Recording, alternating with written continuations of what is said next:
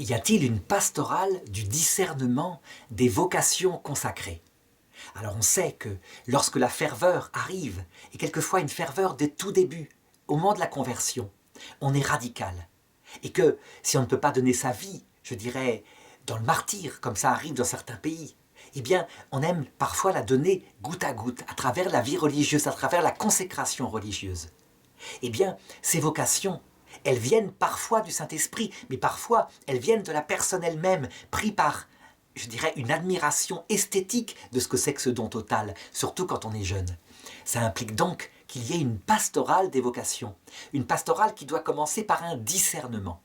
Tout le problème, c'est que les adultes qui reçoivent des vocations, comment doivent-ils discerner?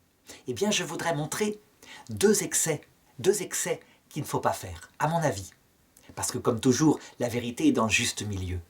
D'abord, un excès dans les années 70.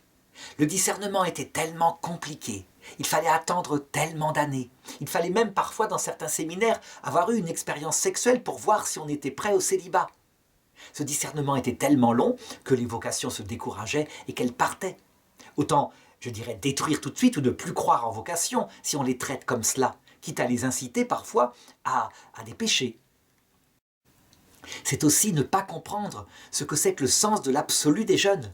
Ça veut dire que les vieux sont prudents, mais ils doivent comprendre tout de même que si on se donne dans une vocation, c'est qu'on a un sens de l'absolu. L'autre excès, évidemment, serait de faire rentrer tout de suite tout le monde et de tout de suite faire prononcer les vœux à tout le monde. Et ça, l'Église l'empêche. Elle l'empêche en disant qu'il faut 2 ans de noviciat, par exemple, si c'est une communauté religieuse, 3 ans de vœux simples, et ensuite on peut prononcer ses vœux perpétuels. Pour le séminaire, il faut au moins 6 ans d'études avant d'être ordonné diacre, donc d'entrer définitivement dans le célibat. Seulement, il faut être attentif à cela. Lorsque les études sont passionnantes, on peut très bien ne pas se rendre compte qu'on n'a pas la vocation. Donc il faut aussi être confronté à des épreuves qui sont en dehors des études, des épreuves, je dirais, de la vie telle qu'elle sera après les études. Donc, dans sa sagesse, je dirais que l'Église prend quelque chose de la manière dont faisait le Christ. Il disait « Venez et vous verrez ». Donc on fait venir, mais attention, on est prudent. Ça veut dire que si pendant le temps où la personne vient, on peut lui faire passer et continuer un diplôme, par exemple si c'est un ordre, je dirais, hospitalier, un diplôme d'infirmier, tout en vérifiant sa vocation, alors on est prudent parce que si la personne sort, elle n'est pas mise comme ça à la rue.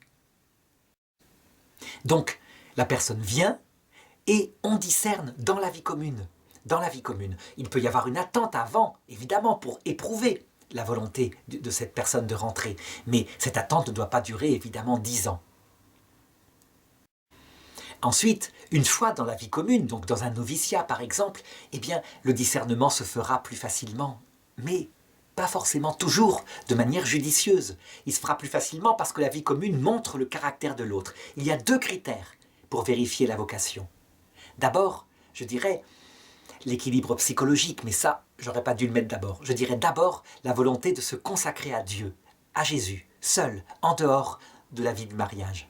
Donc, que Dieu soit l'amour exclusif et l'amour du prochain. Évidemment, ce n'est pas totalement pur, mais c'est le premier point. Et ensuite, l'équilibre psychologique, l'adaptation à telle forme de vie. Alors, si ça correspond, on dira que la communauté ou le séminaire acceptera de recevoir la vocation. Donc il y a comme une alliance réciproque, un discernement mutuel.